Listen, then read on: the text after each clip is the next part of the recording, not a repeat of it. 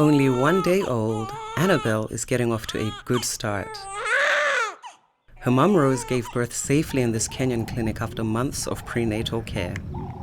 After 6 weeks, unajua ukimleta mtoto hata upande wa family planning. Rose and little Annabelle are in the minority in this part of rural Kenya. More than 60% of women here still deliver babies at home, and up to 9,000 a year die from complications. But that number is slowly decreasing, thanks in part to a government-led initiative called performance-based financing. The goal? To get women to deliver healthy babies at clinics by using incentives. Health facilities only receive payment when they've delivered services to patients. Healthcare workers get bonuses for good performance. Women get rewards for attending checkups and for delivering at the clinic. Unaona sasa hapa hivi line hizi mbili ambazo ni green. Mtoto ukimpima kama ako katikati ya hizi lines mbili. The idea is to shift the focus to results, and clinics are given autonomy to decide how best to use the funds. It's working.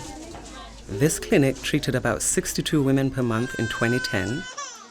In 2014, that number shot up to 249 per month. Like Suzanne, after 4 miscarriages at home, she and her husband came to the clinic when she got pregnant for the 5th time. And everything seems to be going well.